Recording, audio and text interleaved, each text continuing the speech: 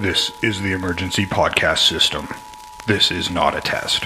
Movies are bombing all over the country. They are posing as movies you already know. They may already be in your theaters, your neighbor's home, or even your own. Do not panic. Specialists have been dispatched.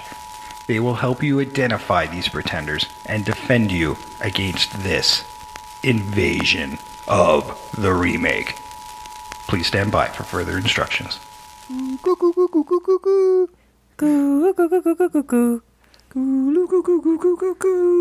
Welcome to the Invasion of the Remake podcast. I'm Jason, eh? Oh, yeah, eh? I'm like Beauty. Sam, you knob. Quit being a hoser, eh? Hoser. Eh? Oh, yeah, eh? Oh, yeah, yeah, I'm Trish, eh? Trish, eh? Oh, yeah. Well, this is our show, eh? This is Invasion of the Remake, eh? Are we, like, doing the whole show like this, eh? I hope not, eh? Because like this is really hard. I know, right? This Like, is hard. too hard for us. It's hard to be this Canadian, eh? like we're already, like, really Canadian. Like, it feels like we're just really, like, leaning into stereotypes, and I just don't feel comfortable with that, eh? No, neither do I. So I'm out. Yeah, I'm so not so good at that over exaggerated Eastern thing, right? Being Western, right? Yeah. I'm third generation Canadian, but I don't have a drop of that Eastern Canadian, that French accent that drips in and gives you that. Or the very Easterner. Well, we're more Scandinavian than, like, the other very East Nova Scotia. You got, like, the Irish, very Scottish. Yes. Yeah. Yes. And we don't do a boot. No Yeah, boots. But this is going to be a very Canadian show, eh? Oh, yeah. Like totally a. I think that kind of went California, didn't it? That did come out a little California. Yeah. Because we're going to be talking about Bob and Doug McKenzie, The Adventures of Bob and Doug McKenzie, Strange Brew from 1983. Yeah. Written and directed by Rick Moranis and Dave Thomas. This is also, I think, both of their feature debuts. At least it was for Rick Moranis. This movie was also co-written with Steve Jarnett. Steve wrote such classics as Miracle Mile and Cherry 2000, which I kind of want to do on the show. Oh, Yeah. that'd be fun. Right? Yeah. Right, eh? Oh, yeah. I've rented that called Classic A.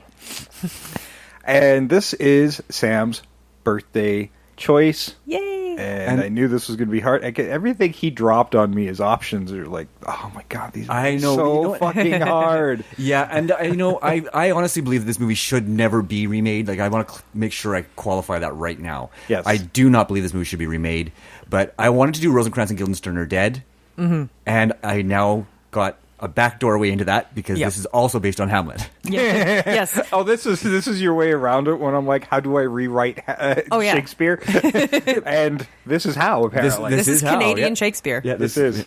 So yeah. I kind of got my wish because Bob and Doug are indeed Rosencrantz and Yeah. Guildenstern. So how do you do Canadian Shakespeare? Add some beer, eh? Add Oh, some- yeah, eh? some Sam, beer. Sam brought some beer, eh? And I got my Canadian jersey, eh? The Team Canada, eh? Oh, yeah, eh? Yeah. You're looking good. And I got Thank you. my toque and my flannel. You're eh? looking very Canadian, eh? I got my hoodie.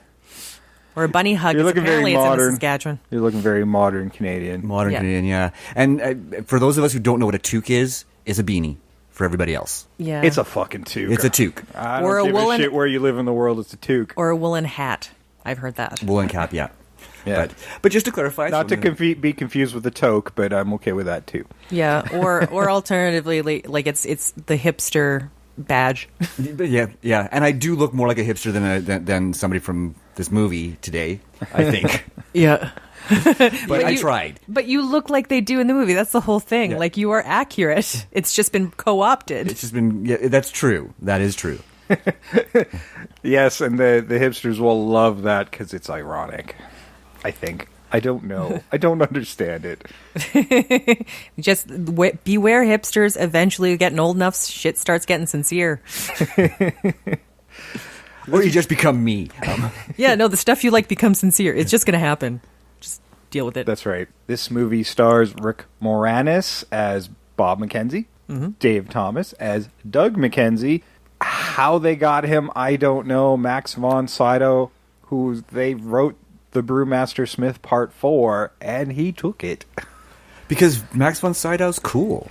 He is cool. He does what he wants. And actually, the story is that his son was a big fan of SCTV. So there we go. That's how he got the role. Instead of reading the script, he had his son read the script. And do you like it? Yeah. Should I be in it? Sure. That's how that happened. Paul Dooley was Claude Elsinore. Lynn Griffin was Pam Elsinore. Angus McInnes was Jean LaRoche. Mm-hmm. And I wanted to mention Douglas Campbell was also in this movie. Tom Harvey. Mm-hmm. Brian McConaughey. And the voice of Mel Blanc. Yes. When I heard the one part, I'm like, that sounds so familiar. I had to look it up. I was exactly the same way. Yes. It sounded like Yosemite Sam. Right? Yes. Yeah. And if you want to make this weird connection, we had, Mel Blanc was kind of doing his Yosemite Sam voice over the actor who was playing the McKenzie's father. Uh-huh. But you want to make another connection, Rick Moranis played Barney Rubble in the Flintstones movie, and who played Fred on the cartoon? Mel Blanc. The original Fred Flintstone. Nice. There you go. It all ties together. It's a web, everybody. It's a web. I don't know. There's a connection there somehow. Now, I'm going to... If I got that wrong, I'm going to get a lot of things on it. So I'm like, wait a minute. Was he Fred or was he Barney? No, he's Barney. I think he was Barney. Because Dan Goodman was Fred. No, not in No. the Live movie, action? in the cartoon. animated. Who In the did cartoon. Mel Blanc voice? Oh, Mel Blanc was... Yeah, I don't know who's No, I Barney think- in the cartoon. I don't know. I'm thinking it was a Fred somebody who I thought played Fred. Anyway, doesn't matter. He played one of them. He was We know definitely that a for voice sure. in Flintstones. He was either Fred or Yes. Barney. Mel Blanc was the voice of mostly everything. I researched this movie, not the Flintstones. God damn it. Yep. There you go. Disclaimer. Disclaimer. So, yeah, this one's going to be a tricky one to remake, but Bob and Doug McKenzie have been, like, icons of the Canadiana, especially in the 80s. They had that hit 12 Days of Christmas song that was everywhere, and I think that was big in the States as well. SCTV certainly got out there as well. Yeah, The Great White North. The Great White The North. song Take Off. Did the Great White North take off? That album is actually why this It's a movie got beauty way made. to go. Yes, yeah, it was such a big hit. That's how it got its financing, is because they already had hits there, and they could get advertisers like Molson's on there because, again, these guys were already sensations before this. Yeah. Well- So, I mean, they were still, SCTV was still running, so they already had free advertising within the series of the show. Yeah. Mm-hmm. And apparently the studio greenlit this without even seeing a script.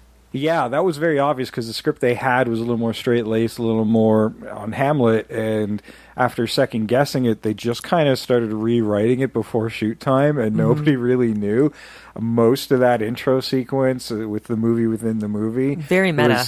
Well, which is meta, but it was also completely ad-lib and was not really on the script, so Yeah. they had some fun. I do have to say that Dave Thomas and Rick Moranis have got some of the best on-screen comedic chemistry I've ever seen. Like, they just really are geniuses when Yeah. they're together.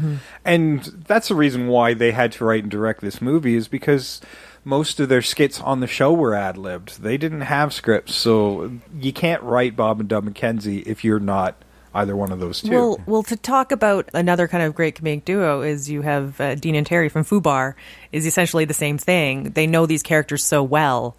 That's just what has to happen. Like, Yeah, exactly. They live these characters. Yeah, it's nobody else could write those characters but them. Or play them, and that's the challenge we have today. Is really nobody else can play Bob and Doug, but we're gonna try. I got an angle. I have an angle. And it stays true to the original while I can still have fun with my casting. So. See, my casting actually informs the entire way this is going to play out. I went the exact same way they did. Well, yeah, I kind of did too. So you'll see how that goes, because why change any? And this movie's really ridiculous. It is, but Yes. in a really smart way. Like, it's really fun because you watch is. it and you're like, I remember them being dumber. Like, they're witless, but they're not stupid. Like, I remember not liking this movie, and I'm not sure I even do now, Oh, I which love makes this me movie. not very Canadian, I guess. Yeah. But, as I think about it, I'm like, God, I did really enjoy it. I didn't have the big raw laughter or whatever, but it was like seeing old friends again. there are a couple scenes in there that I love to watch. I could just watch those scenes. I love the courtroom scene. Just love it. The whole scene, not just the bit with the bullets, but the whole scene. Honestly, the only scenes I really like are the Bob and Doug scenes. Yeah. Oh, yeah, for sure. Like, all of the sort of background stuff, you almost kind of want to glaze over a little bit. Oh, there were several times in my notes I'm going, what is happening? What is going on? Yeah. Well, I mean, the movie is just, all that stuff is just fillers to take you between Bob and Doug skits. Really, that's all it is. Oh, for sure. For sure. Yeah, well, it's to get them from A to B. It's the thing is, it is Rosencrantz and Guildenstern. You're not actually concerned with the main story. You're concerned with these guys and their little adventure. Yeah, there's some weird thing going on in the Elsinore Brewery, and Max von Sydow, the brewmaster, is in the mental hospital. There's a mental hospital right next to the brewery, and he's experimenting on the patients there with some spiked beer of some sort that makes them suggestible through a hockey organ. Controllable, yeah. Very Canadian. Very Canadian. Very Canadian. But my question to you is, for what? What is the purpose of all of this? What is his evil master plan, and why is he so fucking strong? I know. Like, why is he trying to Because crush he's people's supposed to be heads? intimidating. I think that's the whole He thing. is supposed to be intimidating. He's an uber villain. Yeah, and I mean, it was supposed to be a suggestion of so world weird. domination in some weird way. Yeah. He had that world map that lit up, and it made him happy to see the world lit up. And then he got electrocuted on it. It's supposed to be irony, right? I was think so. Again, weird. I'm Well, like, I think- what?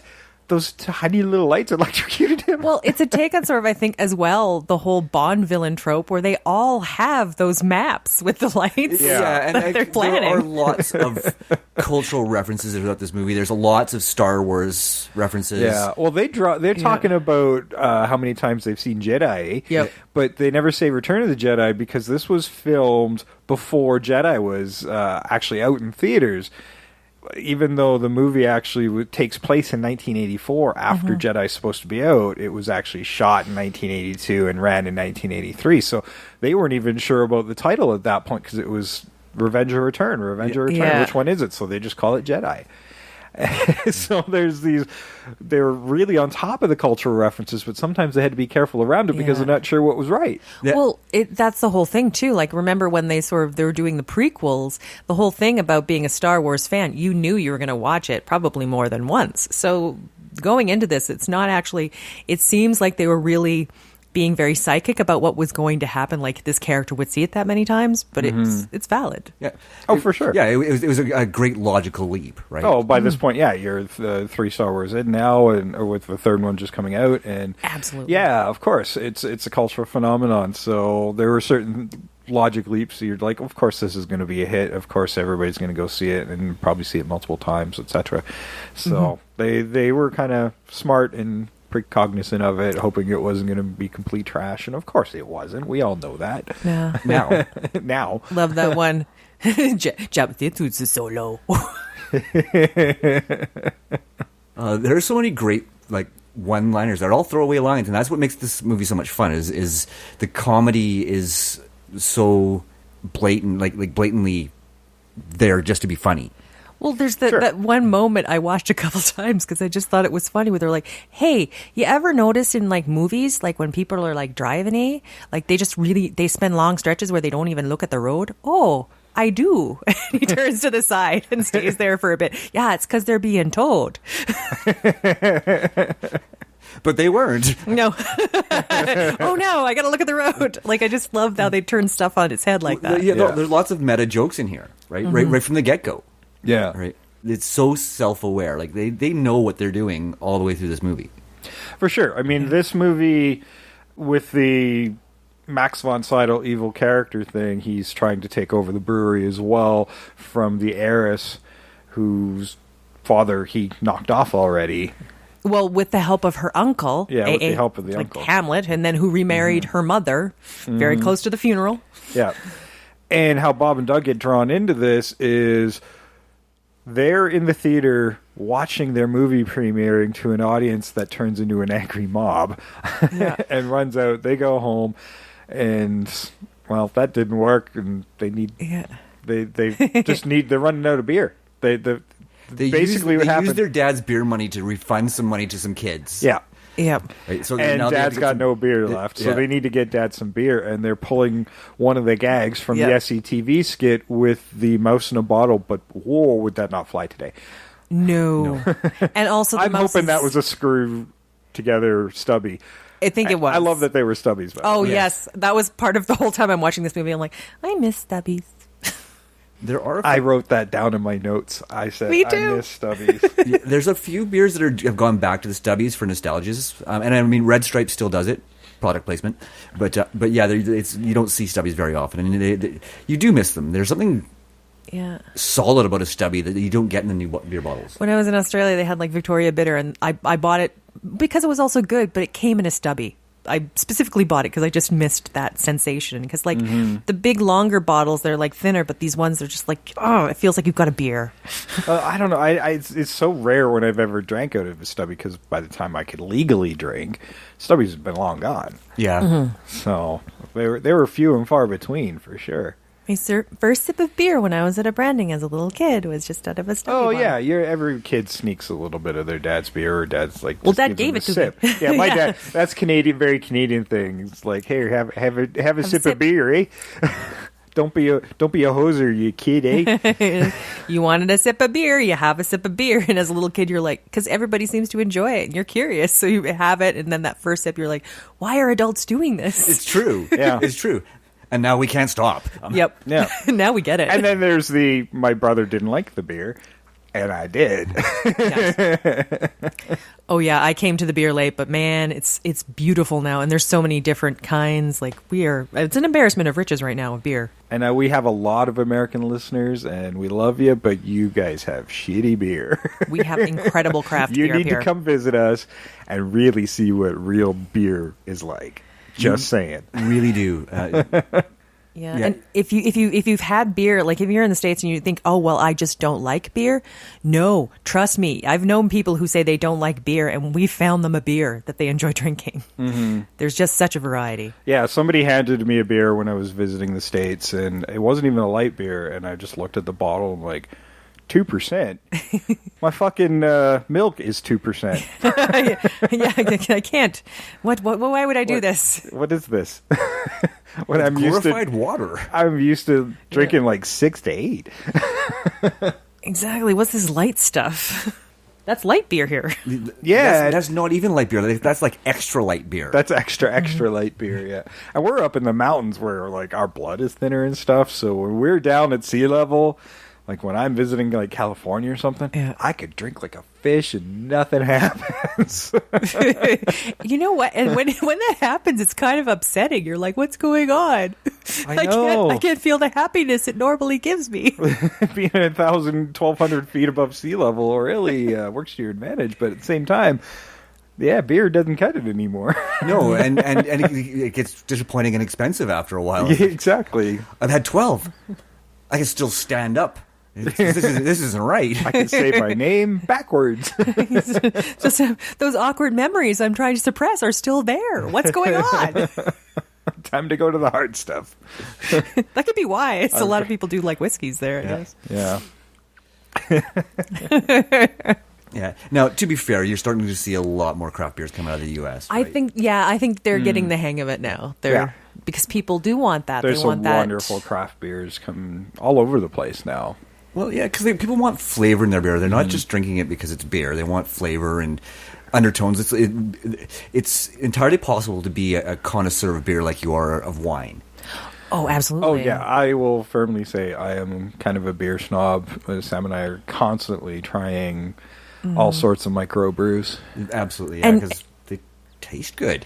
And the other thing about it too is sometimes when you're having beers, you're like you'll want to figure out like, oh, what would taste really good with this meal? Like you will pair them like you would pair a wine.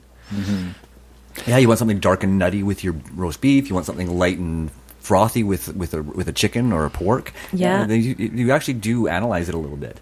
Yeah, exactly. Exactly. This portion of the program brought to you by Molson's. No. This portion of the program brought to you by alcohol. And by Booze and Strange Brew by Bob and Doug McKenzie. We're going to talk a little bit more about Strange Brew and the short-lived Elsinore beer that actually did exist here for a while. Right after we listen to the original movie trailer. Somewhere, behind granite battlements, beyond impenetrable gates, indoors, something evil is brewing, and it isn't Elsinore beer. Here, an unsuspecting heiress has become the innocent pawn of a diabolical genius. At his command, space-age super lasers that can incinerate an entire metropolis. An army of deadly hockey warriors.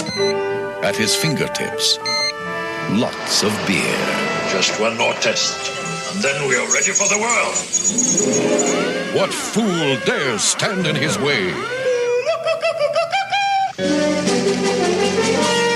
Good day, I'm Bob McKenzie. This is my brother Doug. How's it going, eh? Welcome to our movie, eh? At last, television's Dave Thomas and Rick Moranis have just hit the great white screen. These are the adventures of Bob and Doug McKenzie, Strange Brew. That's private company business. Perhaps one of these would refresh your memory, eh? The gallant champions of truth. He's lying, all right. I don't need no machine to tell me that, eh? I didn't do it, I swear. It must be them. Justice. I think it's time the little lady and I had a chat. And the pursuit of bad guys. We will move towards Oktoberfest as planned. I can't believe it. He drank it all. Oh, no! And I will not underestimate our little friends again. With Max von Sydow, Shut up! Shut up! Shut up! Paul Dooley, You murdered him first, and he was already dead when I killed him. Lynn Griffin, If I didn't have puke breath, I'd kiss you. and an all-star cast. Take off, you boy. You take off, you nut. Okay. Don't miss the biggest, the grandest, the first McKenzie Brothers movie of all time.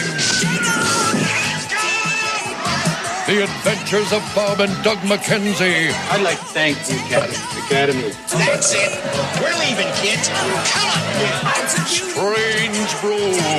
You hoser, they wanted to see our movie, now they're mad at us. Hey, cop, it's only a preview, eh? I didn't want to show them the best part.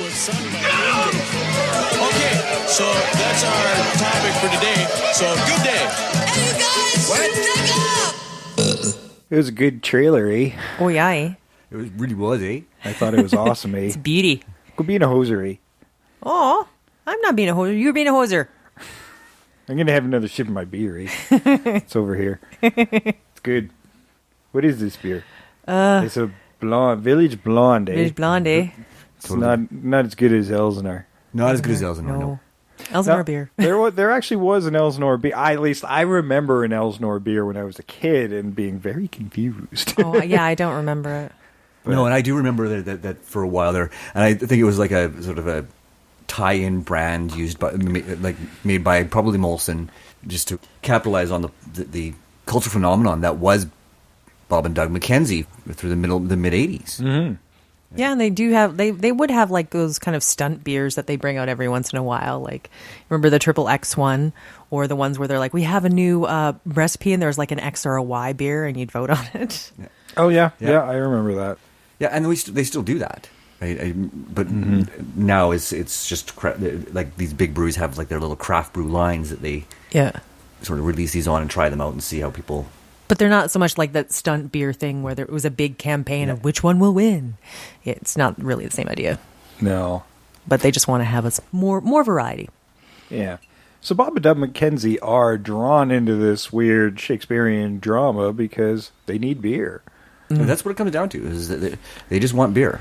So, yeah, they head out over to the local liquor store, and in Canada, liquor stores, especially in the 80s, were provincially controlled. Yep. They're governmentally controlled. So in Alberta here, we would have had the ALCB, etc. So what you see in the movie where they just walk up and order a beer and then it comes out on this roller, it was also one of the biggest parts of the budget, by the way, of this movie, which was, the budget was $4 million and the box office was 8.5. Not bad. Bad all right. return. And I mean, the returns probably just kept on coming after people just really love this movie, and it keeps going certainly for a decades. Canadian cult movie for sure. Exactly. Well, interestingly enough, after I watched this movie last night, this morning I was on the Chive, scrolling through some stuff, and at the bottom of one of their posts, they had that scene from the beginning of the movie where the guy with his kids gets up and says, "This sucks, we're out of here." They actually had the clip from that at the bottom. I'm like, it's more than just a Canadian cultural thing. Yeah. Yeah. Well, actually, in the people leaving bit, there's a Canadian comedian called Ron James. I saw him go through, and I'm like, oh, okay, nice. It's very Canadian. It's very Canadian. Even the guy who plays the inspector, Canadians recognize him Wayne right and away. Schuster. Yeah. Yep. Tom Harvey. Yeah, he's been in a ton of Canadian stuff, and that voice and that look is So so distinctive. distinctive. Mm-hmm. And he played it so straight. I love how he played it completely straight, which is that's what he's known for, is being the straight guy in all these comedic bits, right? Yeah, exactly. And that's a very, very important role. It's a hard role to be the straight guy. I mean, I'm not always funny. As a matter of fact, I'm rarely funny, but I still sometimes like to be in on the joke. Well, you're sort of, the straight man's sort of like the audience surrogate. They're the one who's sitting there kind of reacting to the insanity, as people should be reacting. That's what this guy has to do, but remain in that reality. Yeah. So and he's very, very good at it. Yeah. Bob and Doug McKenzie, they try to get some beer at the liquor store with the whole mouse in the bottle thing. Yep. That doesn't work, so they go straight to the brewery. Yep. Because there's already this thing going on with the legal stuff with the death of Pam's father, lawyers are all around, and they're like, whoa, we can't have a mouse in a bottle. And they hire the whole place has been automated. There's very few actual staff members. Like Yeah. 3. Yeah. Yeah, it's Like- automated and very, very fortified. There's like security cameras everywhere. It's insane. Yeah, there's Ted and John LaRoche, and yeah, that's about it, And honestly. Henry, the other friend, the good guy that she knows. yes, Henry was kind of the head of the company that isn't the president. Well, he was like kind of the high-end manager doing it when stuff the happened with day-to-day her father. operations guy. Yeah, he's the plant manager is what he Yeah. was. Yeah, he's the guy on the ground who's making things happen. Yeah. So he's the one who winds up giving Bob and Doug a job at the brewery, and their job is just to watch the bottles, make sure nothing's in them. Yeah. Other than beer. And count them. Don't forget count them. And count them. And of course, they got to sample the product as it rolls by Exactly. because it's Bob and Doug. I love how actually I want to reference that for just a moment there, because there's a bit in there that I had forgotten that we used to do this, or used to call them this, when they grab the bottles. They grab one. Bob says to Doug, "You got your key?" Oh yeah. Because they should call those bottle openers keys because they because they look like a key, right? Right. And I'd forgotten that back in the 80s people used to call them keys, right? And So- they open up your treasure. yeah. So got your key, eh? Gets the liquid gold out, eh? Oh yeah. Are you tired of that yet? No? I Good. think we're starting to sound more like the characters from Fargo than from this movie. Yeah. But that's okay. Fargo's still a good movie. Exactly. The TV series shot here. Yes, here. There we go. Tying it all back together to Canada. That's right. I think part of my building is in one episode, like That the is- outside of it. that is awesome. Yes, we are definitely making strides in getting people to see Calgary in absentia. Yeah, that's it. Yep. Just come here. Check it out. Check it out, eh? We're pretty awesome, eh? Bob and Doug McKenzie, at least ciphers of Bob and Doug, were used recently on Z Nation in a Canadian zombie episode. Like a good Canadian zombie, they're like, "Oh, sorry, eh? Welcome to Canada, eh?" Welcome again. And they're like, I didn't "The mean to bite zombies- ya." The zombies here are so nice.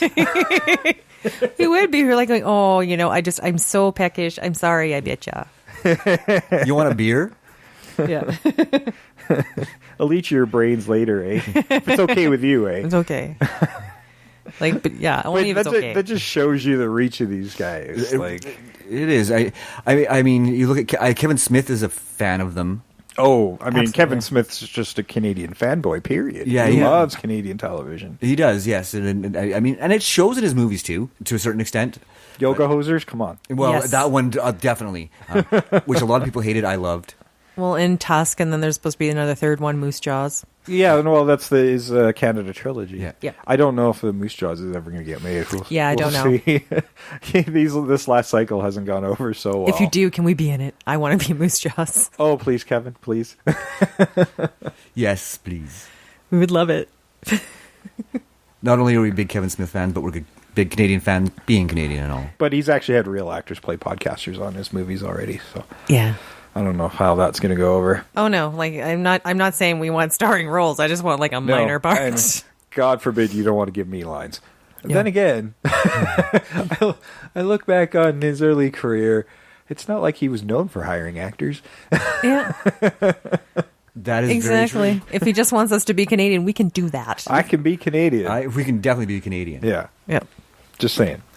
We've been methoding that for our entire lives. We're ready. We are Yep. so ready. So prepared.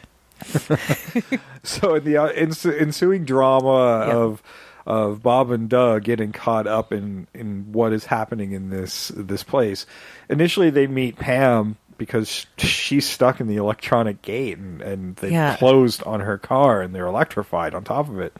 And one of my best, probably unintentional, funny lines in this movie is "Let's ram her from behind." Let's ram her from behind, eh? Yeah. That was intentionally funny. I'm sure it was because Yep. I'm like, yeah, you will. You just hold on, like they're being really nice about it. It's like, okay, we'll get you out of this. Yeah, there's this sort of whole gentleness about it that kind of makes the joke even funnier. Yeah. Yeah. Yeah. And there's always, this dialogue in this movie is so much fun between the two of them. Who's driving? You are, because in case she sues us, I'm just somebody you picked passenger. up on. Yeah, passenger. Just somebody you picked up on the road. Eh? Yeah. Did you think that was like an initial attempt to try and kill Pam? Oh, absolutely. Yeah. Oh, for sure. Because this was the day that she took over the company. Well, this is also like points like that Rosencrantz. This is the ineptitude. Like they just show up. They happen to show up at major events. They just happen to. Yes. Yeah, and the brewmeister has been kind of avoiding her that whole time because he knows, and when he finally does confront her, he gets fired. Yeah. He gets his 2-week notice, and they basically got to offer before that happens. Mm-hmm. And that's where Bob and Doug come in.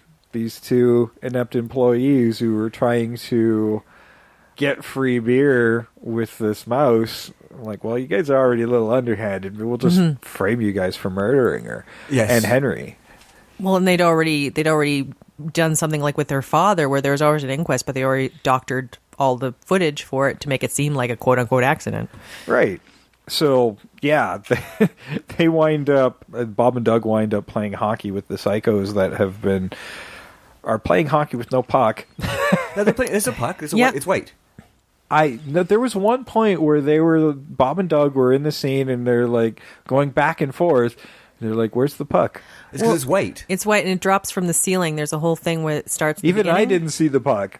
They didn't see the puck, and I didn't see the puck. Yeah. You only see it once when it drops in, right? And that's the only time you see it. I'm like, that's a fucking white puck. You can't see that on the ice. And I guess that they shot it Yeah. without actually having a puck to shoot. Well, I think that's that- why they used a white puck, probably. Yeah. Pretty much that. And also the point of it really, I don't think is to play hockey. It's to see how much control you can have over these people. It is. It was playing the organ and using the notes to see how violent you could make one side or the other. Or make them attack And it was, a certain color. They were deliberately made to look like stormtroopers. Yes. It was black and white, very hockey-inspired stormtrooper outfits. Well, more stormtrooper inspired because I'm looking at it going like, there's no way that's going to really protect you.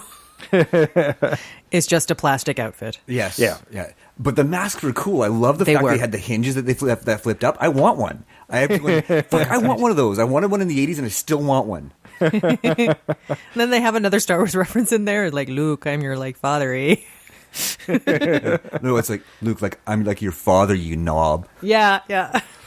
the weirdest aspect in this movie is the ghost of Pam's father. Yeah. This weird electronic special effects ghost. Yeah.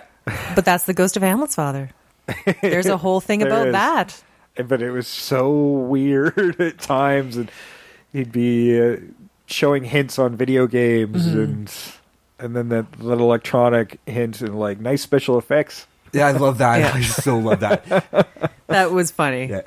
But I mean, again, it just goes to the cultural acuity of Rick Moranis and Dave Thomas. Yeah. Right? Like they pulled on everything that was popular at the time, and so that the movie was relevant at the time. And interestingly enough, it's still kind of relevant in a lot of ways. Yeah. I mean, there's some things that we're definitely going to have to change because, well, they don't use floppy disks anymore. No. No.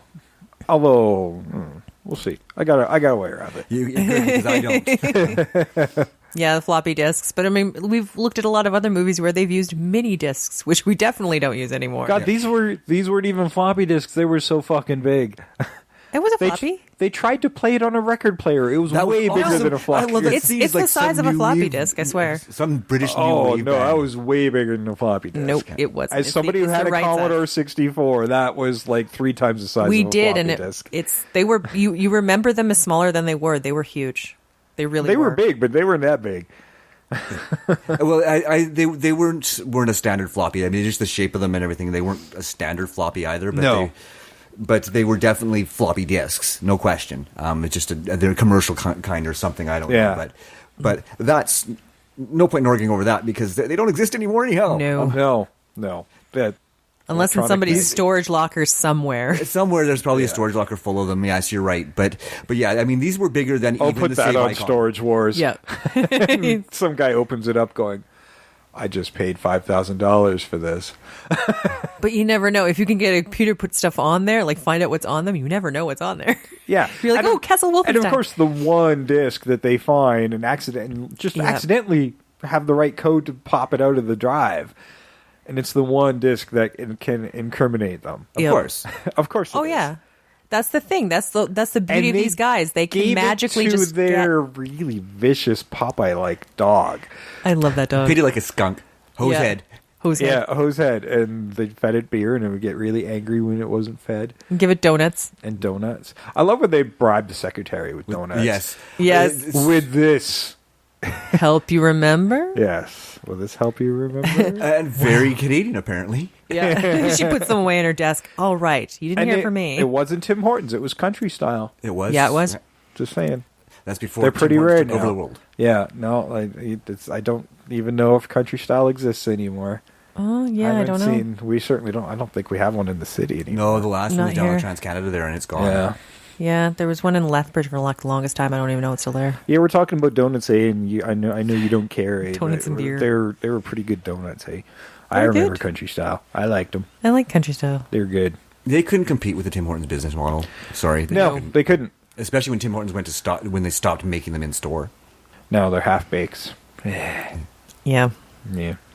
But they'll do in a pinch if you're really desperate. Some of their seasonal donuts though are pretty awesome.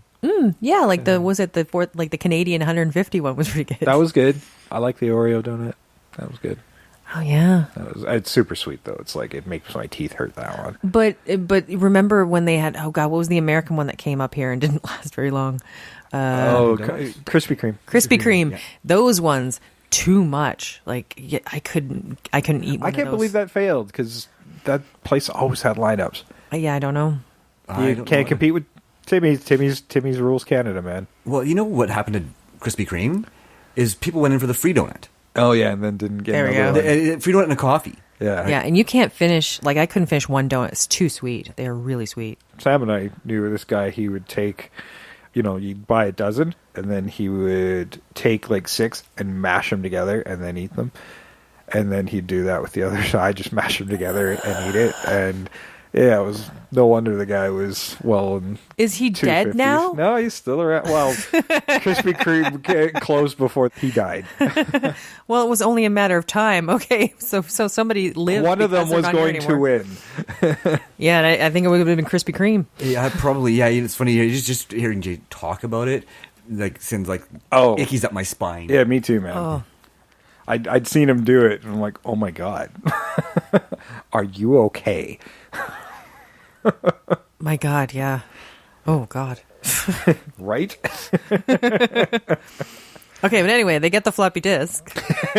Yeah, so they get the floppy disk. They're at one point the Brewmeister Smith and Claude, instead of Claudius, Claude have they have this trank gun and they're tranking everybody left, right, and center. They trank Pam and Henry and then stick them in these giant kegs and then ask Rick Moranis, Bob and Doug to take it to this place. And basically they're just trying to get him to Oktoberfest. Oktoberfest down this hill. Oh, no, it's not Oktoberfest. It was her birthday party. Yeah, no, it was to kill them all. Yeah, no, it was... that's what I was getting there. It was... take it in this direction. They used the excuse of a birthday party for Pam. Take it to the party, and they had rigged the brakes to go after a couple of stops. Mm-hmm. So they timed it so it would be on this hill, and the vehicle would be like a runaway vehicle and crash and everybody would die. Yeah. As you do. They're following just to make sure it happens, and of course, Bob and Doug have to stop off at home and have a beery. Feed the dog. Feed the dog, because the dog was angry, eh? Oh, yeah. And, yeah. Hadn't fed him in a while. And that's when they check the disc and think it's a record, and it's some new wave. Weird new wave, British new weird, wave. Yeah. It's not really my thing, eh? And then they give it to the dog as a cheese toy. Oh, we skipped over one bit, too. Prior to this, when Pam and Henry are, like, tranked, the Brewmeister and Claude are dressed as Bob and Doug. They've got their clothes on. They've stolen their clothes. So they can frame them on the video. Yes, they can set up the videos. So they can set up the video. So, yeah. Once they've fed the dog and everything, they get back to it, and sure enough, the brakes do go, and the trucks run away, and that's when I noticed the cop cars that look like cabs. What the hell, Toronto?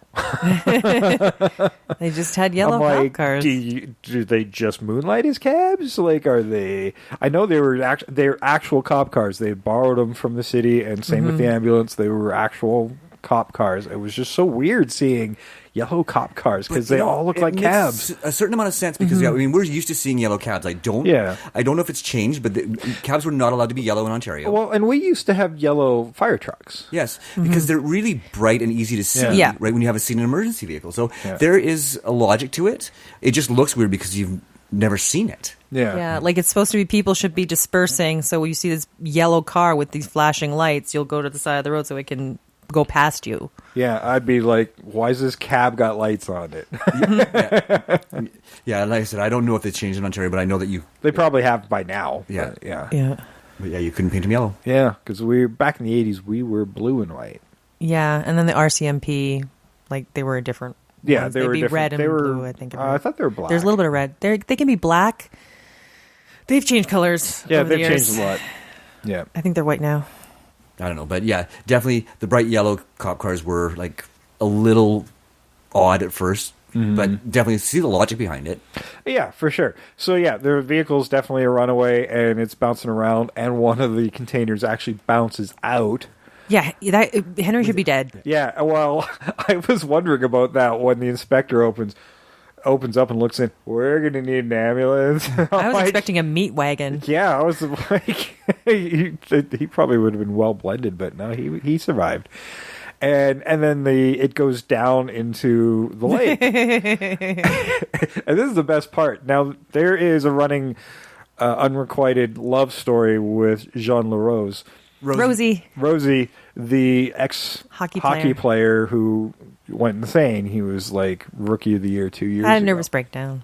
Breakdown, and that's why he was in the asylum. But he's madly in love with Pam. And Pam feels the same way. So he goes to rescue her, and she's popped out of her keg, and he's using his air to give her air so she can go above, and then we think he drowns. I know. It's actually quite sad. I'm like, oh God, there goes Rosie. I know. Thought he was dead. He's going to be the Ophelia in this whole thing. Yeah, so nobody else comes up, and it's like what assumes like a really long time. They say it's been at least 10 minutes. Yeah. 10 minutes, nobody can survive. Eventually then they eventually send some divers down to look. And I love this bit. They are breathing oxygen from all of the empties, and they have saved Rosie as well. Yeah, and they're upside down up on the roof, so they'll pull them down and breathe some air and put them back. Yeah. But then the police divers come down. They come outside the window. He flashes his badge, so he rolls down the window. He shows him his license. Oh, you gotta watch it to see. You gotta watch it. Anybody? Yeah, if you've not that was probably my favorite bit. Yeah, I love it. Well, and I like this bit too because it shows that Bob and Doug are not dumb. Yeah, right. Because it shows that they're ingenuitive and capable of logic. Right. Yeah. But they just don't care. Yeah. I think that's the big thing about Yeah. Bob and Doug is it's not that they're dumb. They just don't care. Yeah. So now they're being arrested for attempted murder. Pam's been tranked over and over again to kind of keep her comatose. And So that she can't testify. So against she them. can't testify Yeah. against them. Or for them, saying it wasn't them. Yeah. So she just can't testify, period. Bob and Doug, in the case of the worst thing that can happen because they are so Bob and Doug, are remanded to the psychiatric care of Brewmeister Smith, who also runs the But asylum. you also miss one of my favorite jokes. They're in the lineup. And you know when they do a police lineup, the witness is supposed to be there. That's them, officer. They're in the lineup. Oh, that's her. They're doing a reverse lineup. Hey, that's Pam, eh? Hey, that's her, eh? Yeah, and you know what I do miss? I would have loved if they kept calling her Whiplash all the way through the movie. Oh, yeah. Bob calls her Whiplash for a little while, and then they start calling her by her name. I would have loved if they kept the nickname for her the whole way through the movie. Right. Yeah, that would have been good. I'm doing that in my remake. Nice. There you go.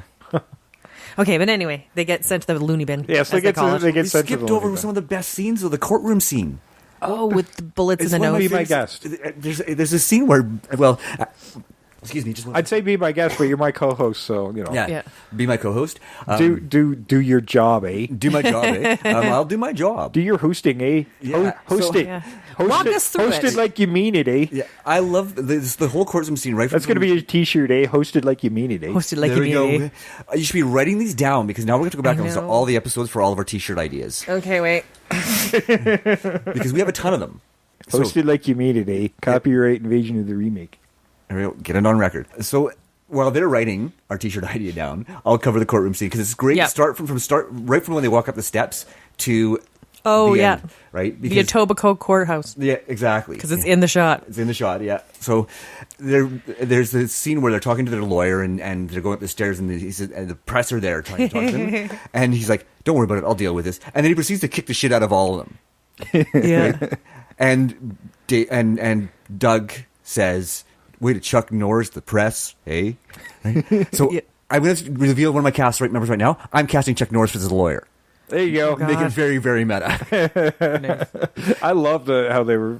But what about when they're actually in jail, being held in custody with all those guys, and they're talking They're about feeding them stories. They're feeding them stories, and even the biggest guy in there is going, "Oh my god!" Yeah. And it's when you want to smoke? No, man. We want clean lungs when they fry us. And he looks so sad. Yeah, he's Well- like, "Oh," and they're like, "Only hosers use lawyers, eh?" Yeah. Bob and Doug McKenzie, your lawyers are here to see, and they run out. And it reminds me of another one of our remakes, with Trading Places, where Eddie Murphy does roughly the same thing by telling tall tales. He doesn't get beat up. Yeah, Yeah, and you know what? Maybe it works. If you ever go to jail, pretend you're tougher than you are. just make sure you're a good storyteller, right? Yep. Yeah. Plan all of your stories before you go to jail. That way, when you go, you're ready to go. I mean, the best plan is not to go to jail, but Ideally. Ultimately. if you're going to need a backup plan, that's the next one. But to be fair, these guys are innocent and they ended up in jail. True. So it's still a good backup plan to have. Exactly. Exactly. But yeah, then the court scene, which I mean, these guys are like always talking, making each other laugh, and Doug gets a bloody nose. Yep. That won't stop. They've got like literally like entire rolls of A toilet paper, cartoonish amount of Yeah. tissue. like up against his face because he's got a bloody nose. And in their infinite wisdom, one of the bailiffs gives him 2 bullets to stick up his nose to stop the bleeding. And of course, they're sitting there testifying or listening to the testimony, and Bob just keeps saying this stuff that is actually quite funny. It actually is not. It's not just funny to Doug. It's funny to everybody. It's actually quite witty. And Doug can't stop and snorts, and then all of a sudden bullets go off, and that's how they get remanded to Yes. the insane asylum, is because they are idiots. Well, and also because the brewmeister says he's a psychiatrist and he's not. But yeah, the loony bin was probably a better option for them to end up in. To go to jail would have been bad. Especially after they're getting outed as being storytellers. Exactly. Yeah, and then we get some really crazy stuff. They're trapped in the rubber room for a little bit, but steamroller. Yeah, but it's a good thing. Like, think about it. If you're trying to fight somebody and both of you are in straitjackets. But okay, think what would about you it. Everybody here has siblings, right? do? Yeah. Yep. I would have been about 10 when this movie came out. Tell me you didn't do that. I think everybody did that, at least in Canada, with their siblings. Oh, yeah. I've been steamrolled, yeah. Yeah. I was a younger And you can one, tell so I they was were usually having steamrolled. fun because they're like actually laughing and giggling. Yeah. Oh yeah, I mean, I think that's what makes, again, because these guys just, one, I think Dave and Rick really love each other. Like they are. I think they are like best friends. At least at the time, they were like best friends. Yeah. So I think that's part of it, and they were. I don't think that the amusement in this scene was. No. Oh, there's nothing fake about it. Yeah. Nope. Nothing. You can tell it was an ad-lib scene, and I don't know if there were multiple takes, but if that's the best one, what's the madness of the ones that didn't get used? Exactly. And I mean, then that leads into the scene with the electroshock therapy. And it's funny. I was watching that. I'm going, that looks familiar, because there's the scene where Bob's on this thing with that thing wrapped around his head, and I'm thinking, that looks like something from Ghostbusters. Yep. There were times where Rick Moranis' performance, I feel like his Ghostbusters character is just kind of a more nebbish version of Bob. To a certain extent, yeah. If Bob was nerdier and became like an accountant. Yeah. And didn't have his brother to keep him, like, be cool, Yeah. Because, I did see elements of Lewis in Bob in rewatching this. Yeah. Yeah, and they know, at this point, too, they also know that Pamela's in the mental Bob facility. does. Yeah, because when they're being taken to the electrotherapy room, they can see her in the room across from them. Yeah, and then at this point, Rosie has reawoken because he's alive and is on his way to save everybody. Yes. And Claude is there to kill him. Claude is going to... There's actually a touching scene where Bob and Doug actually split up. Yes. And they've never, ever been apart. And Bob is really taking it hard, where Doug is like, ugh, finally got to get rid of him, eh? He's faking it. Yeah, he's faking it. He's being the tough guy where Bob was like really having a hard time. Well, it's because he's with Rosie, so he feels he has to be tough. Yeah. But then Bob's with Pam, so he can be more vulnerable. Yeah. And there's an attempt on their life where they're trapped in one of the big tanks in one of the most insane things I've ever seen on film. I mean, it's filling up with beer. The whole point is to kill them. They're the mouse in the bottle. The mouse in the bottle. Absolutely. Thank you. I was just about to say that. Sorry. That's exactly what that was. And it's getting warm. I'm like, did he just pee in the beer? Yeah. Well, you can tell by the look on his face that that's what he did, right? Before she even says anything, it was being warm, right? And that's sorry, I don't mean to exclaim all of a sudden, but one thing I want to mention is the facial expressions on these two guys. Oh, so good. So good. Like the twisted, like the crooked mouths and the eyebrows, and it's just, these guys were way, way talented. I'm going to say it all day, how talented these two guys are. Really talented, eh? Oh, yeah, eh? So good, eh? Absolutely, eh? Like, so good. They are not hosers, eh? Oh, not hosers. No, and it is a shame that we don't get to see either of them on film or on TV at all anymore. Yeah. Oh, there's the occasional appearance here and there, but it's pretty by rare. Dave Thomas. Rick doesn't do anything on no, camera anymore. I think the last thing he did was in 2007. It was about 10 years ago. Yeah. That I could find a credit for. And that was voice. It wasn't, there's no... Yeah. He was not actually on screen. Yep. He kind of went into retirement to be a family man, but now his kids are going to be pretty much all grown up. We might see him resurface at some point. We'll see if he changes his mind. I mean, he said that he doesn't miss it, and he's not in any hurry to come back. So I'd hope I'd like to see him come back in a different capacity. He doesn't have to be an on-screen talent, but I would love to see him as a writer or something like that. Absolutely, because as we've identified, he's a great writing talent as well as performer. Absolutely. Yeah, and I think for that, taking that time away from it all, he has no regrets, and I completely respect that. It's rare, to see somebody just totally make this decision and be completely confident. He walked away from it, no regrets, and I think that's admirable, and he certainly left a hell of a legacy with the stuff he did do in film. Yeah, absolutely. And so's Dave. I mean, they're Canadian treasures for a reason. You betcha. Yeah, I mean, let's talk about all the SCTV folks when you really think about it. You've got Eugene Levy, Catherine O'Hara, John Candy. Rest in peace. Yeah. Andrea Martin. Andrea Martin, which we had in a previous episode. Yes, Black Christmas. Yeah. Joe Flaherty. Yeah. who Count helps. Frankenstein. Yes. Yeah. The 3D. Yeah, so I mean, that cast went on to do great things. And Joe Flaherty actually helped Dave Thomas write what was going to be the sequel for this.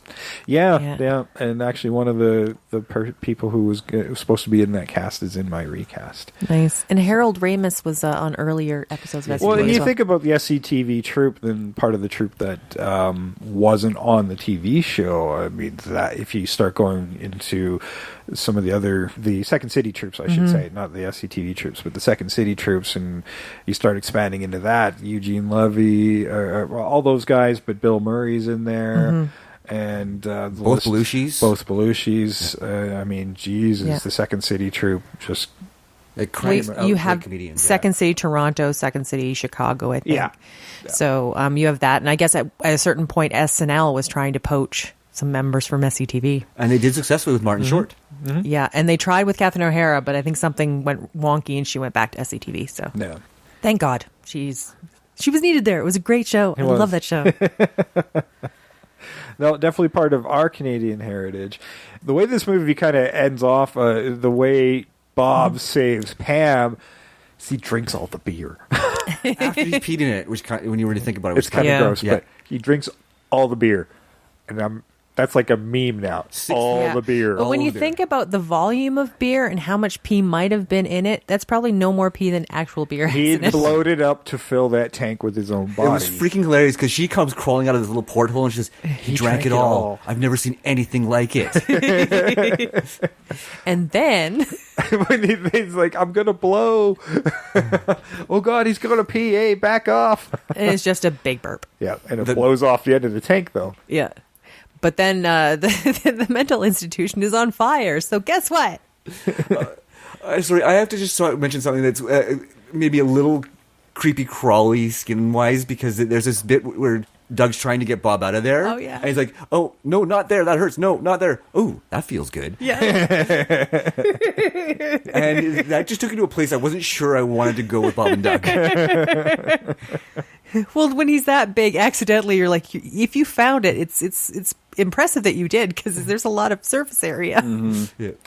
Right around this time, the inspector had gone to the McKenzie's home, and Mystery Psycho Dog had just basically dropped the evidence in their lap from the roof. Yeah, super Lassie. This dog is amazing. I think it's a hyper intelligent cartoon dog. It's certainly more intelligent than We his forgot to mention one owners. important thing. This dog is painted to look like a skunk. For the end of the scene. Yes, but from the very beginning, he has, was he? he has those stripes on him, yeah. Oh. When I first saw that dog, I'm like, oh, okay, that's an odd marking on their head. Why did they paint him? And then they do use it when they send him to Oktoberfest to scatter and get people to stop drinking the beer. But the dog flies. Yep. Super dog crypto style to Oktoberfest, lands through the tent, and then scares everybody away. Skunk! Giant skunk. And that's basically how they save everybody. And this the and long they just setup have to for a catch joke up I've to the dog. ever seen, because from the very beginning of the movie, you're waiting for that setup. Why does this dog look like a skunk? Yeah. That's There why. we go. That is why.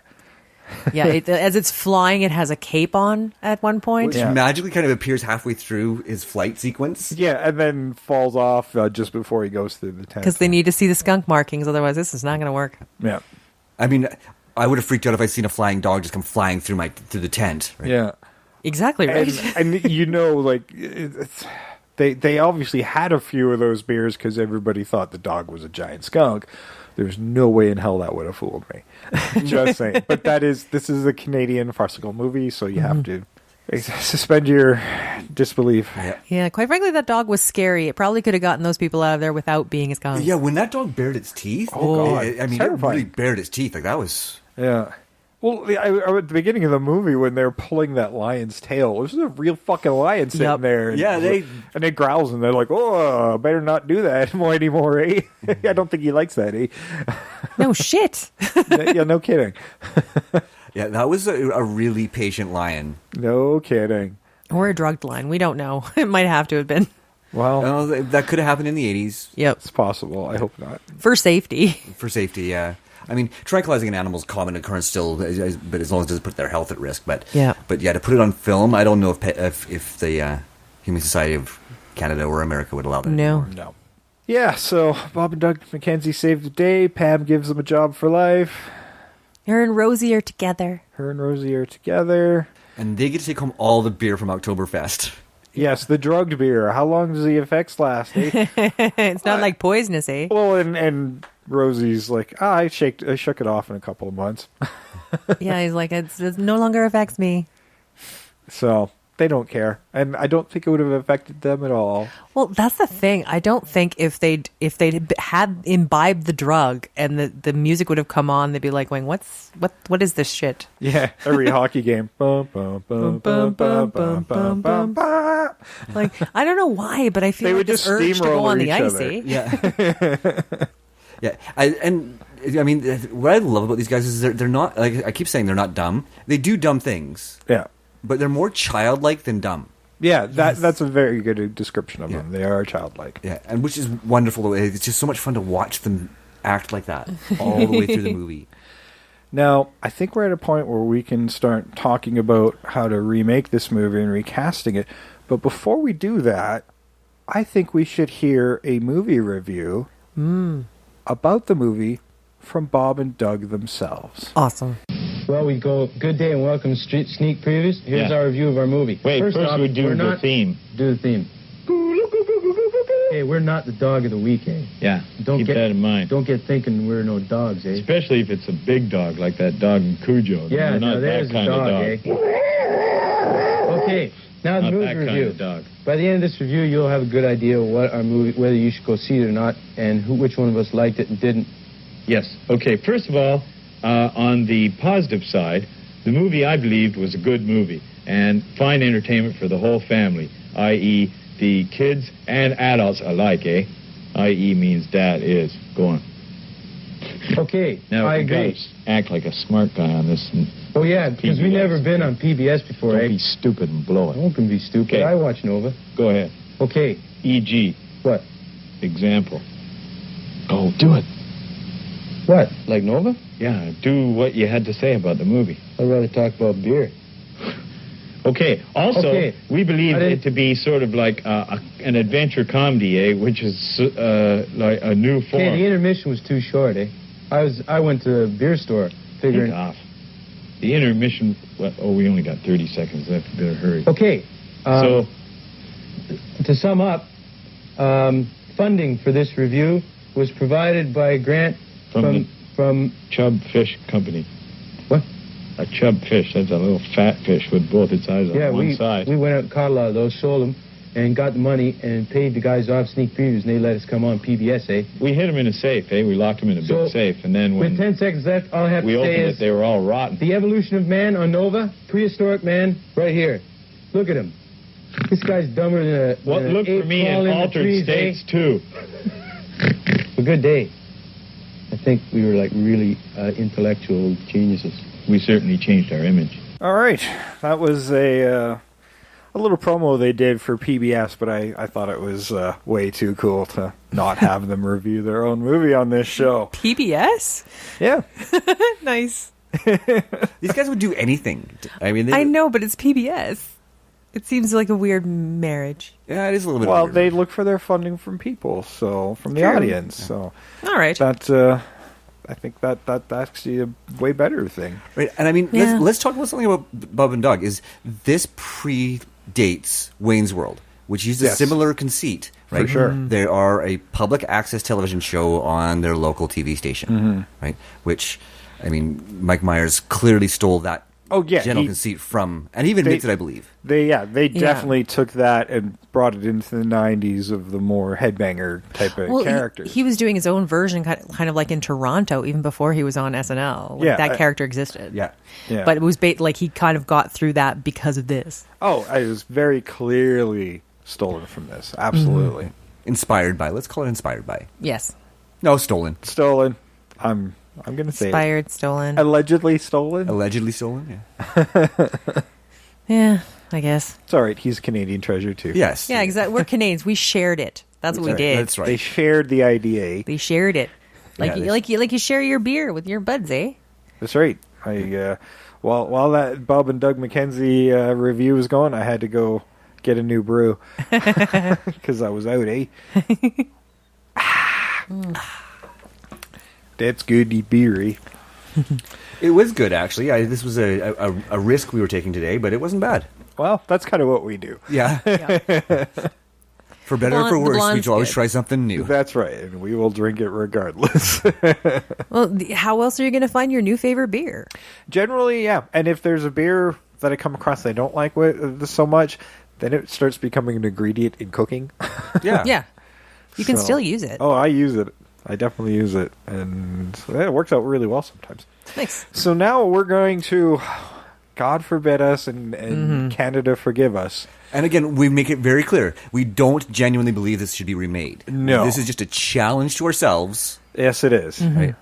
So anybody out there listening, do not do this. Yeah, We're this is a just host playing. challenge. Yeah, don't do this.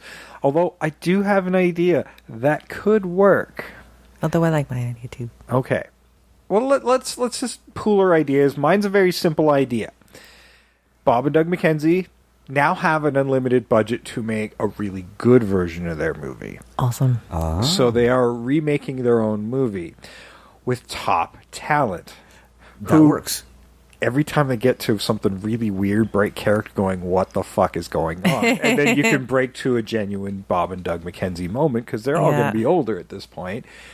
And you can have a little moment that breaks the film. Yeah. And breaks that fourth wall.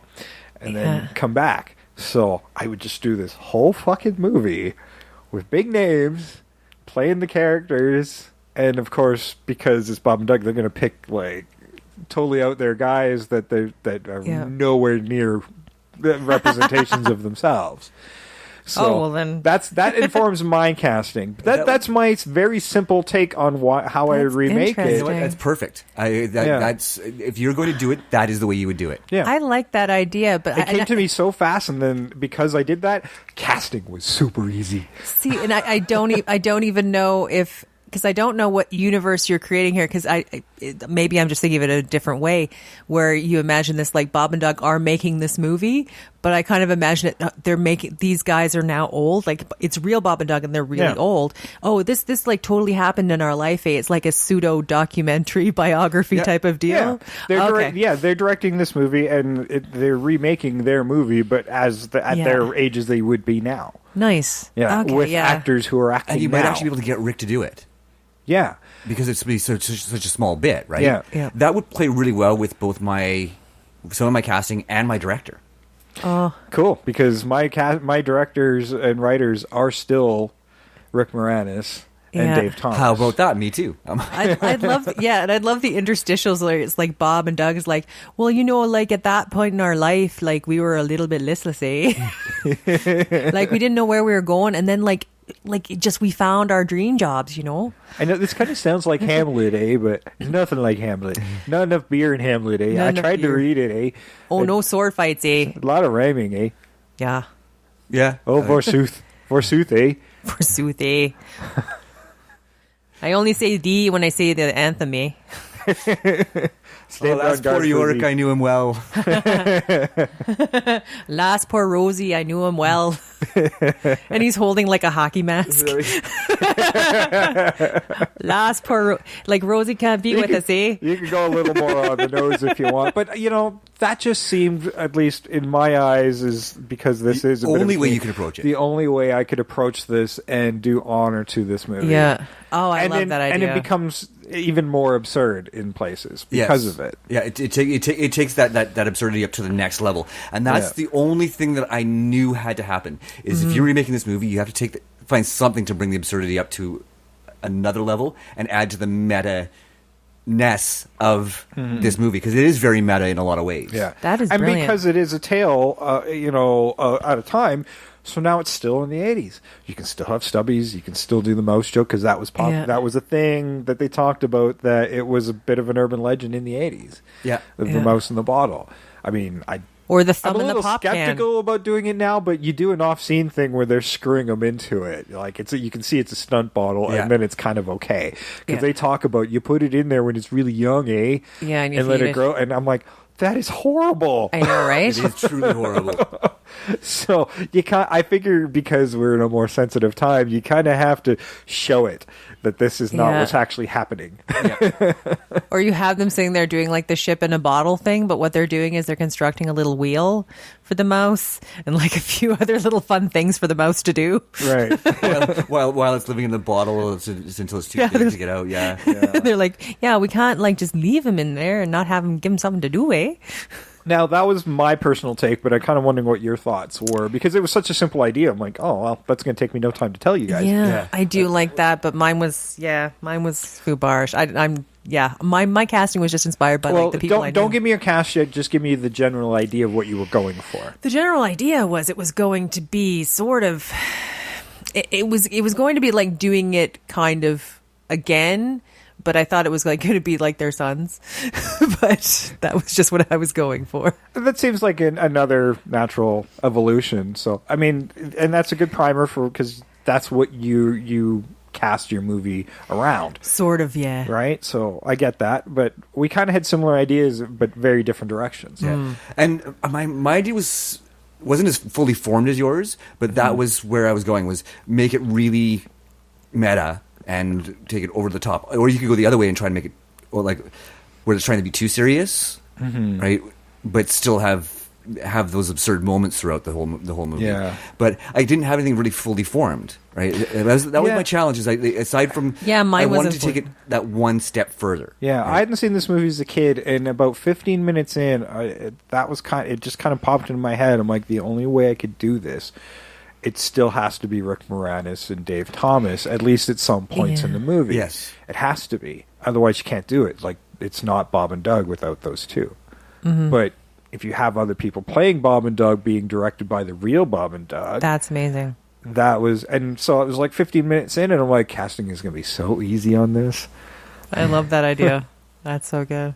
But yeah, no, I just wanted to go super Canadian with my casting. Yeah. It was like a whole... So, like, when I They're think just about stealing Canada. Yeah, they shouldn't do it, but if they're going to do it, this is what I'd want to see. Like, I wouldn't want to see it done any other way, because it has to be... The real Bob and Doug somewhere, tying it all together, yeah. Yeah. Yeah, and like leaning into the meta-ness of it would just be so much fun. Yeah. So they don't have to be on screen too much. I mean, Rick doesn't have to be there too much. And I'd like to see him come back to the industry, but in a more behind-the-scenes kind of way.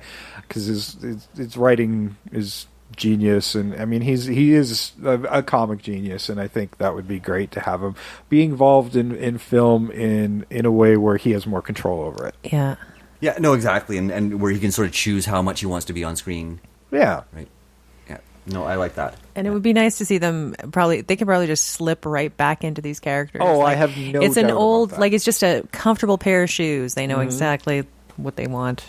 And I'd like to see an older Bob and Doug, like sort of see how like they what happened. developed. Yeah, what happened to them and how they are as these aging adults, right? I mean, because they're now approaching senior citizenship, right? Yeah. Yeah, they'd be getting probably close to their 60s now. Yeah. Yeah, I'd see them just being older, still approaching life with that certain sense of just joy. Oh, I still see them being very childlike. Absolutely, like they never just more really experience. Yeah, more experience, but still just really reveling in every moment. They could still do the Jedi joke. Yes.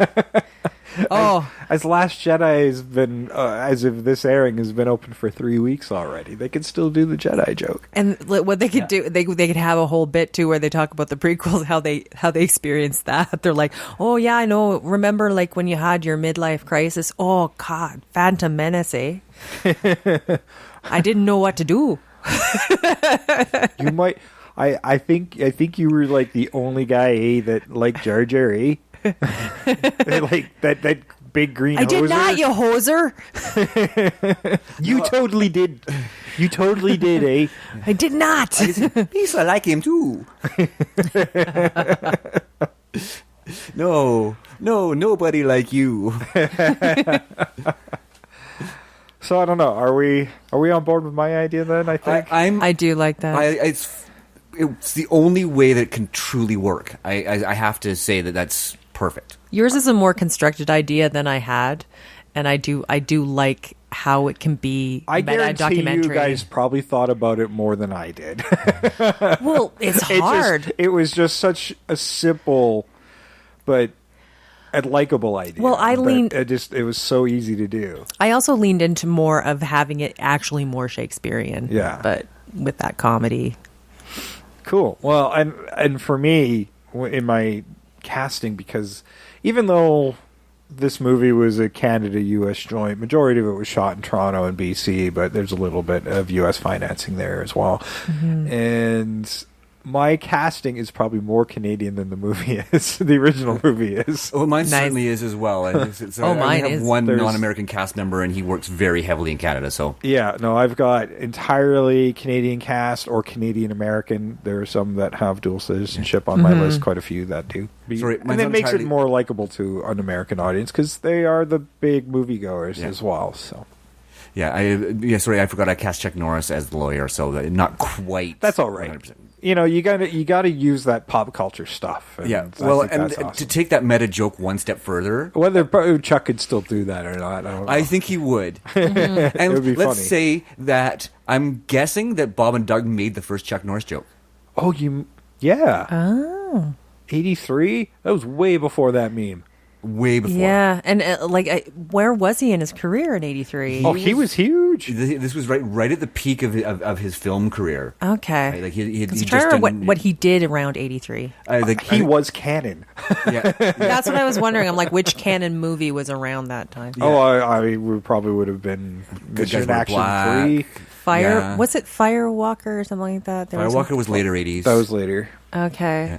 Oh, well, probably your first Mission Invasion Action. USA. That was a little later too, but Yeah. Okay. yeah. Yeah, I mean, it this would have was been like rated Boys Wear Black or something like. Yeah, just at the beginning of that really popular Chuck Norris era, where he was cranking them out like crazy. Yeah. Well, canon was like, and more Norris. Yeah, because this was just out because 1978 was when he did the last Bruce Lee movie. Yeah.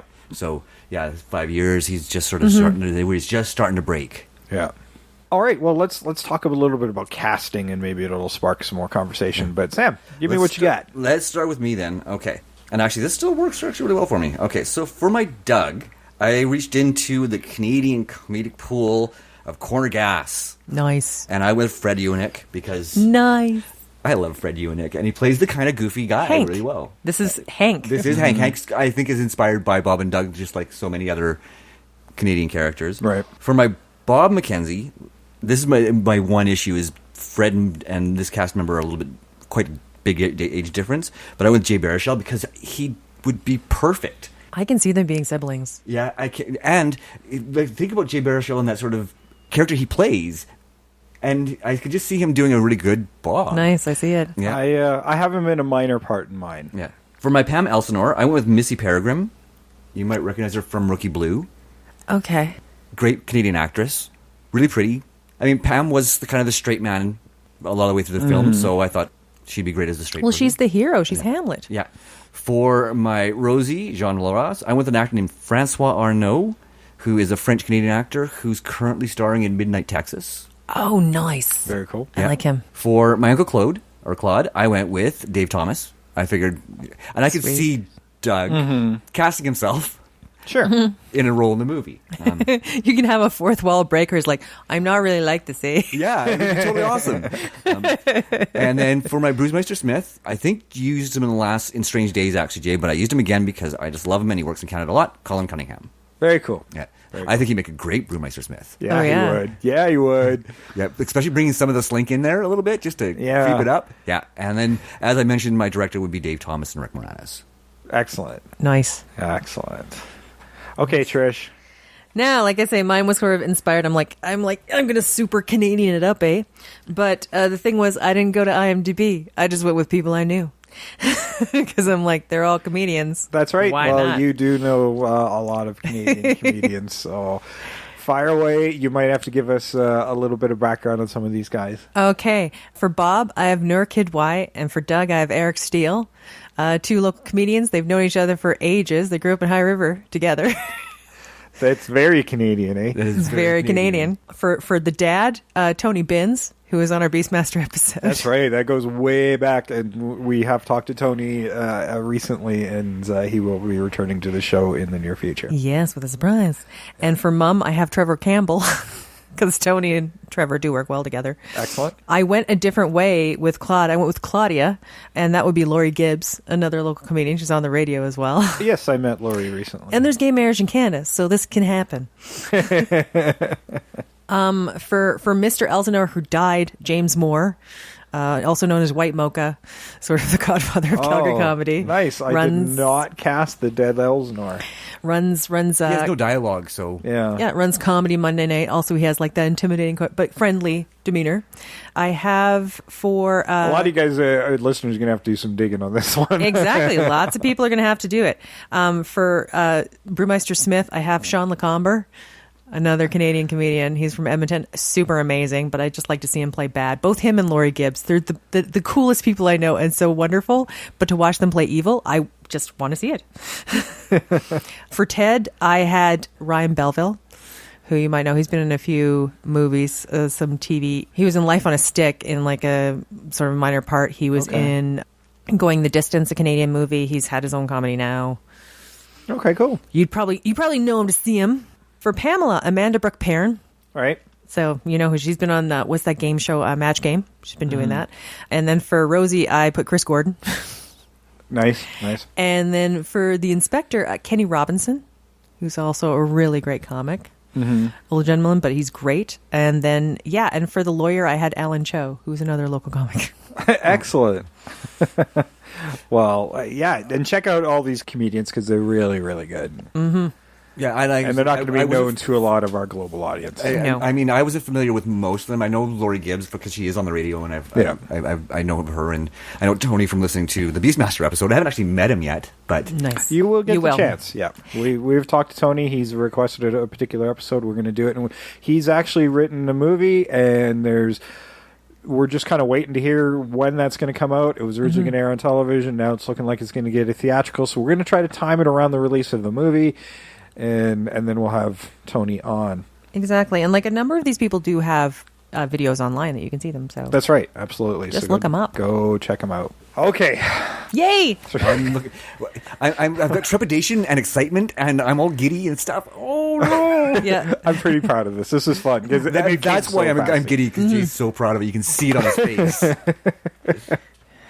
Okay, so I'm going to do it in my Canadian voice, because Rick Moranis and Dave Thomas are casting this movie, Oh, yeah. And they don't want a bunch of hosers, Oh, yeah. And but they both wanted to have somebody like really handsome playing themselves, So through a rousing game of rock, paper, scissors. Yay. I mean, they're going to play themselves as well because they are directing in character the movie itself, as we said. So Rick Moranis, Dave Thomas directing and writing the movie and playing themselves as directing the movie within the movie.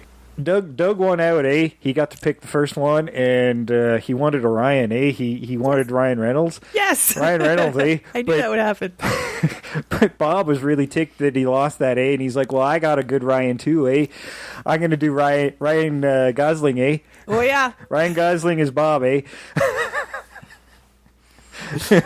want a Ryan. I want a Ryan too, I'm going to be a Ryan too, We got to have two handsome Ryans, Because we're handsome guys. Because we're really good-looking guys, But I'm a little bit shorter, So I got the shorter actor,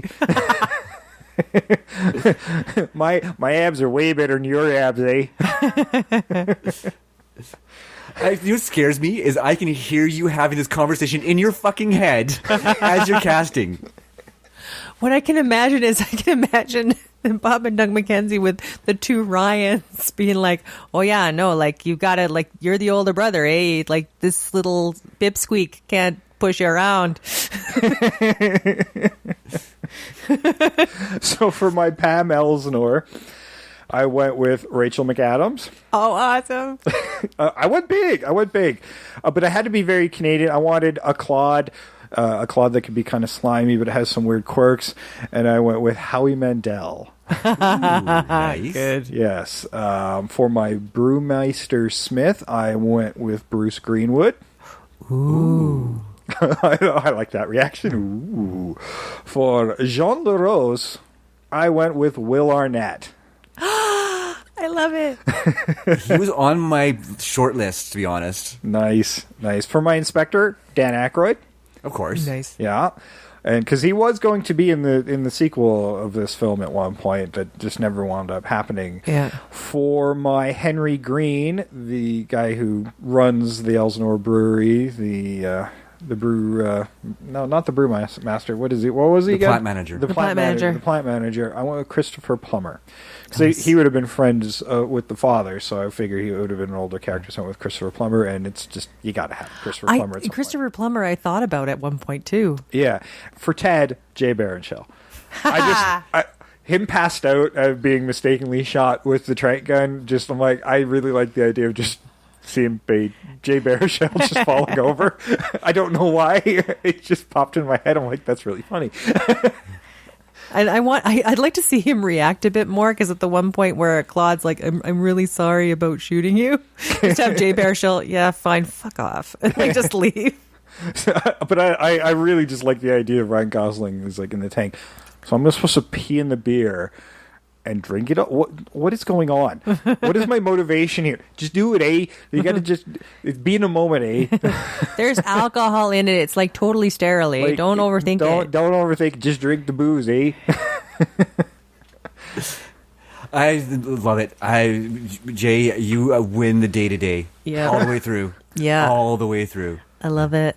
Thank you. Well, I don't mean to outshine you on your birthday movie. Oh, no, you know what? I set out a challenge, and you rose to it. So, yeah, kudos to you. Thank you. Sometimes I surprise myself. That is fun. When I have the click moment, it comes out really good. Yeah. Sometimes. Yeah, and you know what? I'll be honest, I didn't have a click moment on this one.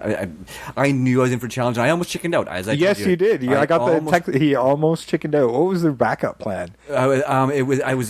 I was going to suggest the bullet instead. Bullet, yeah. Which I think we're going to do, because I told him when he told me, I'm like, I was thinking about changing to bullet, and I'm like, don't worry, we're doing bullet. Yeah. Nice. Yeah.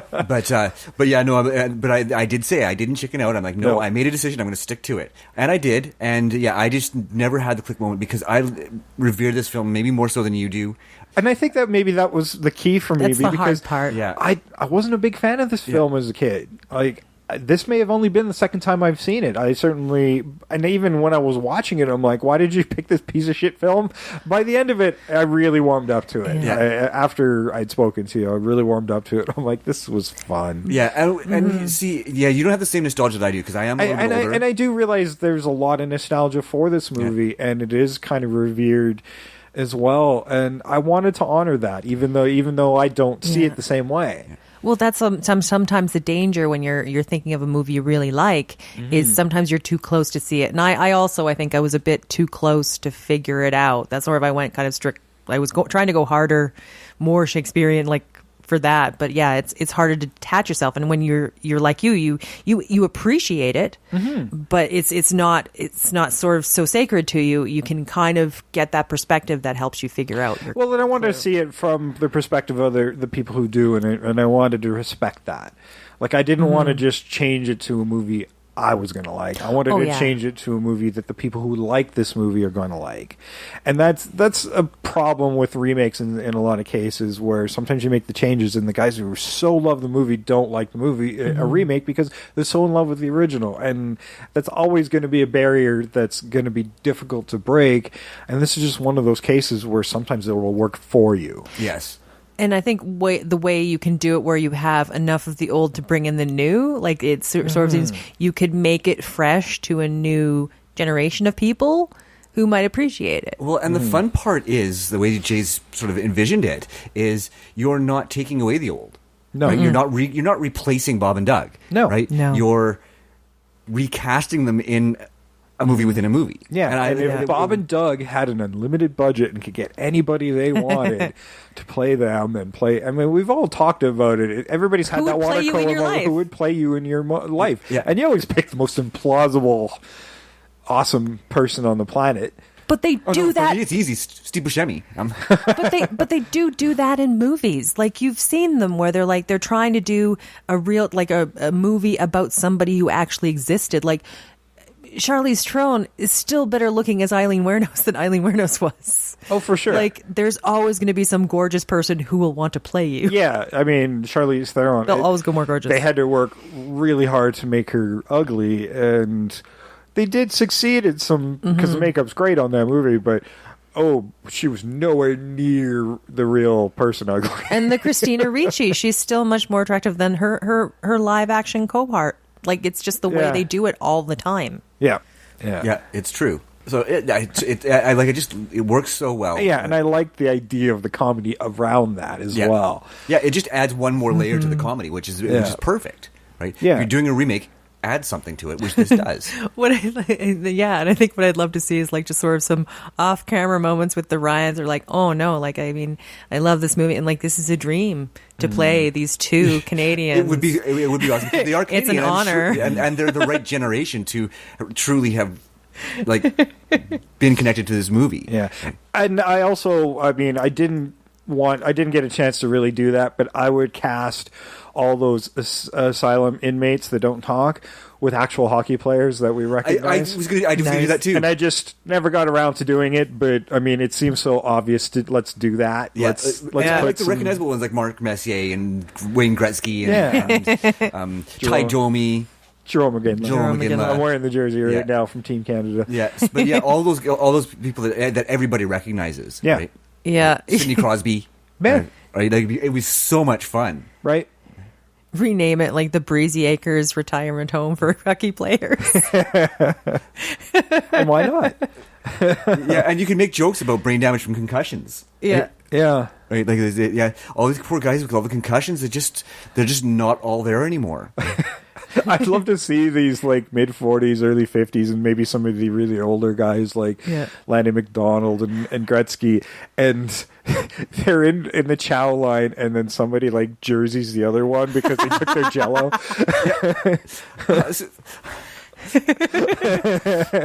This now has to happen. You have the people like the orderlies are like, hey, you guys get in there, it's happened again. Bum, bum, bum, bum. It's the only way to get them in line. Doodle-da-da-da-da. The only way to get them in line is playing the national anthem. Yeah. It's exactly, because that's the only way to get them in the line in a real hockey game. I like that. Oh, and you like reverse the chow line. They just hold their trays as they stand in line, and people just fill it up because they can't make the move. They have to stay at attention for the national anthem, but that's how they get it done. And yes, this has been the most Canadian episode of Invasion of the Remake, and we wear that badge proudly. Absolutely. Very proudly. Made in Canada. Definitely made in Canada. Should have painted my face for this one. Yeah. Yeah, I wore a jersey that nobody can see. Sam got the flannel and the toque on.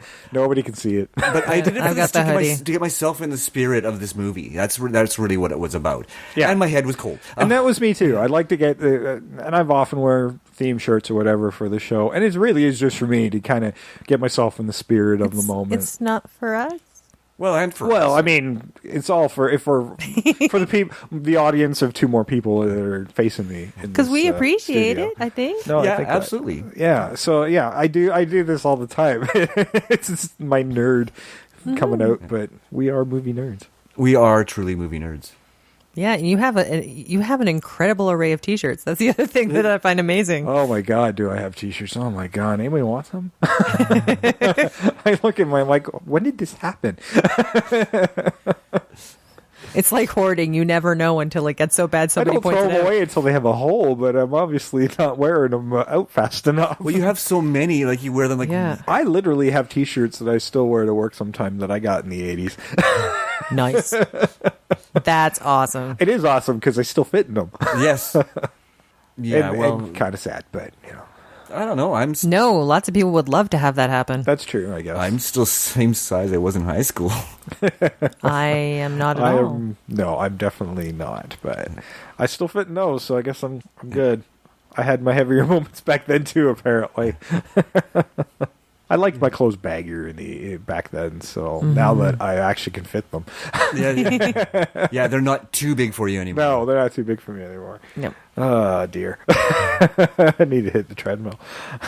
Well, that was, I think, The Adventures of Bob and Doug McKenzie, Strange Brew from 1983, and The Adventures of Invasion of the Remake with Bob and Doug.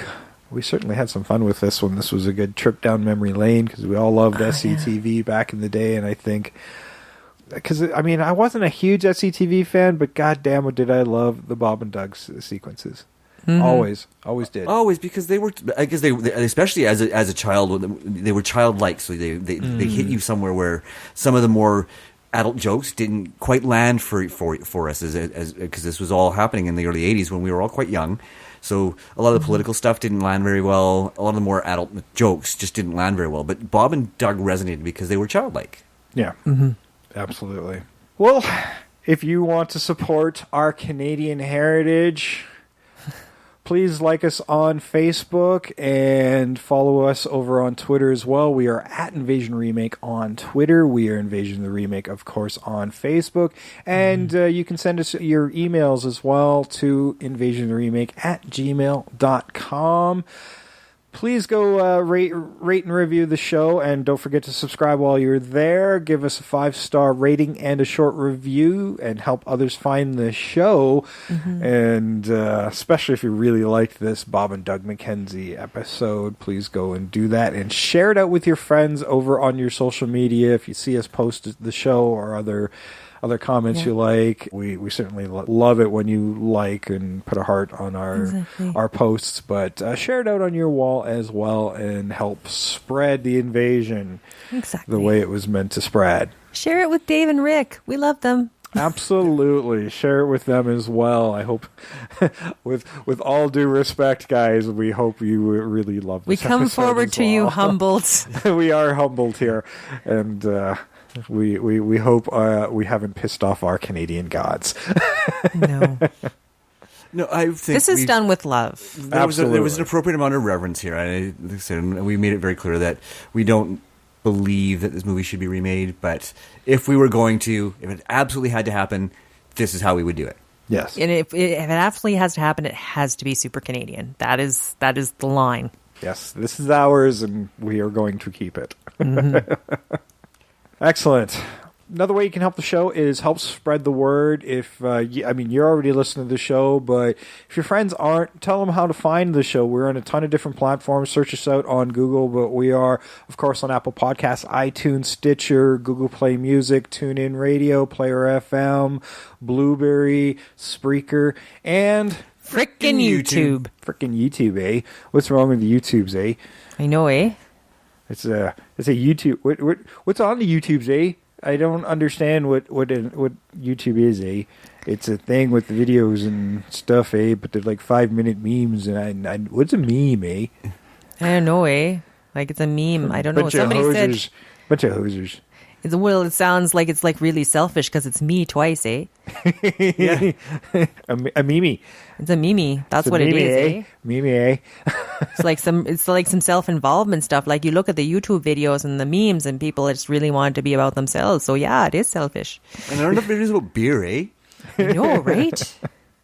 Like I want to see the videos. I mean, I've seen a few videos of people talking about beers, and those are the good ones, eh? But that's it. I really like the beer ads, eh? Oh yeah, eh? So help spread the word. Tell your friends, and get more earballs, eh, on the show. Don't be a hoser. Share our show. Share our show.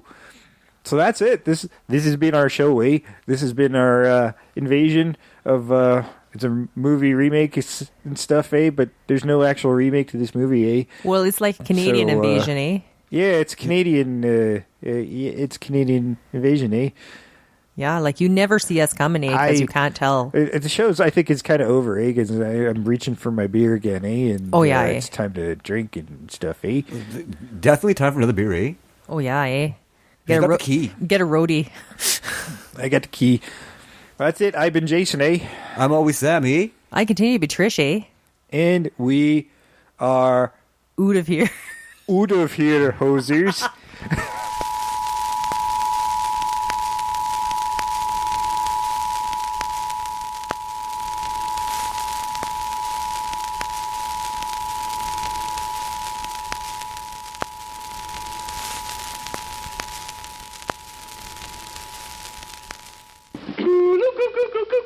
Good day. Oh, do our new movie theme, eh? Yeah, okay.